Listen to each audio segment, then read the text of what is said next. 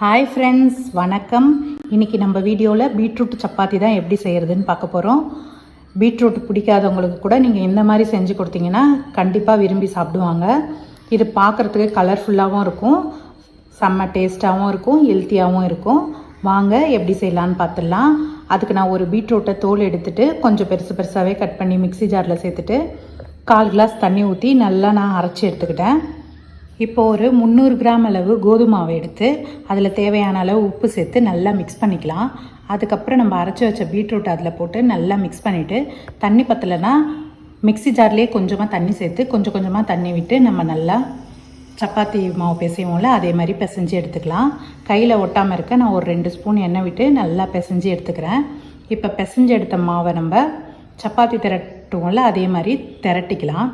திரட்டிட்டு அதுக்கப்புறம் நம்ம கொஞ்சமாக கொத்தமல்லியை மேலே தூவிக்கலாம். அப்புறம் வெள்ளை எள்ளை கொஞ்சம் தூவிட்டு அப்படியே விட்டிங்கன்னா கீழே கொட்டும். அதனால் நம்ம திருப்பியும் சப்பாத்தி திரட்டுவோம்ல அதில் லைட்டாக ஒரு திரட்டிட்டு அதுக்கப்புறம் நம்ம தவாவை சூடுபடுத்திட்டு 2 பக்கமும் திருப்பி போட்டு வேக வச்சு எடுத்தோம்னா சூப்பரான பீட்ரூட் சப்பாத்தி ரெடி.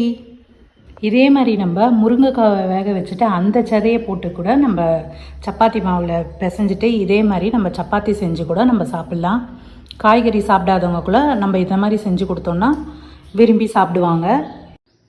இந்த வீடியோ உங்களுக்கு பிடிச்சிருந்தா லைக் பண்ணுங்கள், ஷேர் பண்ணுங்கள், கமெண்ட் பண்ணுங்கள், சப்ஸ்கிரைப் பண்ணுங்கள் ஃப்ரெண்ட்ஸ்.